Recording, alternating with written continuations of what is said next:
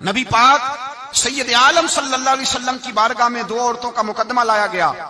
یا رسول اللہ صلی اللہ علیہ وسلم، ایک عورت نماز پڑھتی ہے، صدقہ کرتی ہے، عبادت گزار ہے، لیکن حضور زبان اس کی ٹھیک نہیں، رویہ ترش ہے، تلخ بولتی ہے، اپنی گفتگو کے اندر وہ لوگوں کی بے عزتی کر دیتی ہے، رسوائیاں کرتی ہے، دل توڑتی ہے.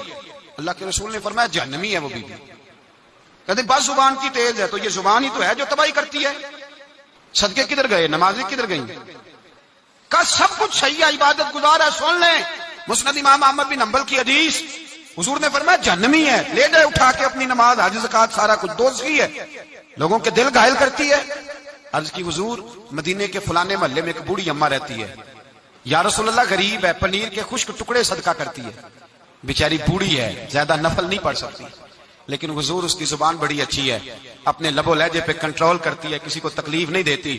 میرے رسول پاک نے فرمایا جا کے اسے خوشخبری دے دو کہ اللہ کے رسول فرماتے ہیں رب تجھے ضرور جنت عطا فرمائے گا. ایک شخص نے مجھے کہا کہ میں بیمار ہو گیا ہوں، فلاں آدمی مجھ سے ناراض ہے، میری صلح کرا دیں، زندگی کا پتہ نہیں. میں نے ان سے گزارش کی، میں نے کہا یار صلح کر لیں. وہ کہہ رہا ہے، کہنے لگے میں آپ کے کہنے پہ صلح کر لیتا ہوں، لیکن جو لفظ اس نے کہے تھے وہ مجھے بھولتے نہیں.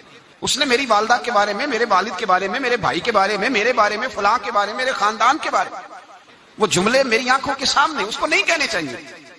اس کے لفظوں کی وہ کڑواہٹ اب بھی جب وہ سامنے آتا ہے تو وہ لفظوں کی کڑواہٹ مجھے بھولتی نہیں، وہ میرے لیے سہانے روح ہو گئی. اگرچہ بھول جانا چاہیے، حکم شرع یہی ہے، لیکن لفظوں کے اندر جو سختی ہوتی ہے، جملوں کے اندر جو تلخی ہوتی ہے، وہ انسان کو کبھی بھولتی نہیں. وقت گزر جاتا ہے، ہم تھوڑی دیر کے لیے اپنی زبان کو اگر قابو میں رکھ لیں، پابندی لگا لیں، کچھ دیر کے لیے اپنے اوپر کنٹرول کر لیں، تو ہو سکتا ہے بہت ساری روحوں کو ہم گھائل کرنے سے بچ جائیں.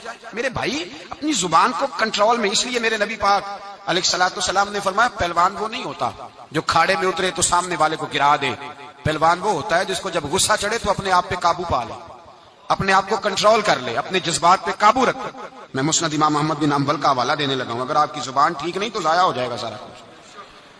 لمبی نمازیں، آج زکاتیں، عبادتیں، اگر آپ کی زبان کڑوی ہے، اگر آپ جی میں منہ پہ کہہ دیتا ہوں، کہنے والے تو کہہ ہی دیتے ہیں، سننے والے کمال کرتے ہیں، سننے والے کمال. میں نے سنائی ہے چار، کمال کی بات کی ہے تو نے، یہ کس قسم کا تیرا انداز ہے گفتگو کا؟